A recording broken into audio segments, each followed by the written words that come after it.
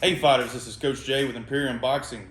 I was asked a question earlier this evening in my boxing gym by a competitor, and I wanted to share that question with you. One of the questions was, or the question was, hey, what do I really need to focus on? I want to do this. I want to be a competitor. I want to get my fight this year, and you know, I want to compete. And he's a hungry young man. He works hard. He's been training. He's done everything I've asked him to do. If I could just speed a few things up for my guys, your first couple years in the competitive amateur fighting is all about conditioning. You will get the technique. You will learn what you need to do to be an effective fighter. It's a good jab. It's in and out footwork. It's distance and timing. Saying that, it's a lot harder to do, but it really does come down to that. But if you don't have conditioning, if you get overwhelmed in there, you're going to be fighting two opponents. One is fatigue, and the other one is your opponent. Fatigue will jump on you, climb up your back, hold you down while your opponent beats you up. So how do you get in shape? Well, you need to be determined and focused on conditioning just as much as you are determined and focused on throwing your hook. If I could really just dumb down amateur fighting for your first couple of years, you need to work on just 3 to 5 things, simple boxing, and do it really well. And it usually comes with a good jab, a good straight right hand. Your hands are up, you're in and out, you understand distance. If you have a question of what this looks like in your mind, think of Larry Holmes. Go look up a Larry Holmes highlight with his 1-2-1-1-2. He's in and out, jab, jab, jab, comes back, boom, comes back in. That is just a good, simple boxing that works. You need to focus on your conditioning. You need to do creative type of conditioning. I know there's a lot of old school trainers out here that say, they wouldn't want to waste their gym's time with training days. You need to be doing that on your own. I disagree. I totally disagree. I think you need to be training your fighters functionally how to be a better boxer. If you're not in condition and you're not strong enough, you're not able to throw it multiple times, what's the good of throwing a good hook? What's the point in teaching how to throw a proper hook when you can't even fire one past the first round? You got to have strength and conditioning days. A good coach will remember what it's like. He'll put you through creative and specific types of workouts. Kettlebells, slam balls, sledgehammers, box jumps, push-ups, but not just regular push-ups. Push-ups in the middle of a workout or specific kind of push-ups. Things that are taxing on your muscles, not muscle building necessarily, not weightlifting type of workout, but weight training kinds of workout. Those type of things will build, they'll harden your muscles specifically for fighting. You're not going to go in there and do it like you would when you go into the gym and lift weights in your off season. You want to bulk up and put on a lot of weight.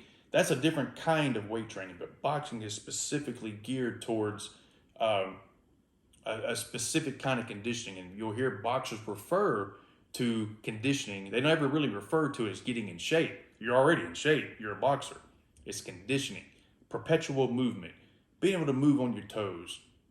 Your legs are, they're solid. You got good balance. You can run when you need to run. You can run and fight at the same time. You can fight moving forward. You can fight coming backwards. You can get in a shootout. You can circle the ring, whatever the case may be, but you need to be able to do all those things. And then when the old slip and rip comes available, if you're orthodox, he throws a right, you slip and hook. You need to be able to do that. But the way to do it is to be conditioned, to be able to pull it off, so to speak, to be able to execute. If you're too tired, that's when fighters, you'll hear a lot of maybe your friends, or maybe you've gone through this yourself, they'll go, man, I could see it. I just couldn't do it. Or my mind saw it, or my instincts were good, but my body just wouldn't react because you were tired, you were fatigued. And fatigue is a natural process of this thing. Okay, fatigue is going to be a constant companion in fighting. You just don't want to be so fatigued that you can't pull it off, or you don't want to be more fatigued than your opponent. Because if that's the case, you probably are going to lose.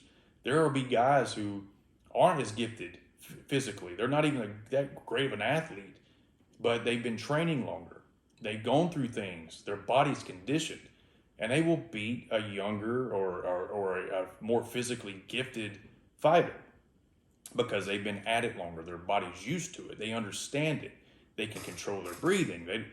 They know not to move 14 inches when 4 inches is good enough. There's just a lot of things that goes into it. And we could turn this video into, the conditioning of the mind along with the physicalities of things. But you can't really get to that point about conditioning your mind until you physically have got to where you need to be in your development. Because once you're there, that's when things get fun. That's when it starts turning into a chess game. Your first few fights and your first year or so, it's really all about the physicality of the sport, because you don't know any better. You're going out there and you're trying to, you're banging the whole time, right? You're trying to knock somebody out, though you can't most of the time. And then you make this transition where you're not so tired all the time. You're not so panicked mentally and physically all the time. Yet you're in great condition. And then all of a sudden your mind takes over. It's a wonderful thing. It's a very peculiar thing I think it related to combat sports. Then you're able to turn it into a chess game. You're able to set your opponent up, because you no longer really have to worry about this burden of fatigue, and your mind's able to kind of process information for you and feed you the information you need so that you can execute physically. Be in shape. Be ready to fight. If you're fighting 1 minute rounds or 2 minute rounds, you be able to go. You do the sprints you need to do. You do the workouts you need to be able to do. And you push through your opponent. And you have that confidence that he cannot tire you out. And I promise you, you will fight like an animal. You will be ruthless in there. You will create such a pace that you will leave your opponent behind. And all that hard work, all that bending over the trash can, vomiting, during practice, you will thank your coach for it, because it's easy work. You will be in such a shape, be in such condition that all the things you've been working on in that gym from a technical perspective, you'll be able to execute, because you're not fighting fatigue anymore. You're simply fighting your opponent. All right, guys, thank you. If you have any questions or comments, drop them below. We'll talk to you soon. Bye.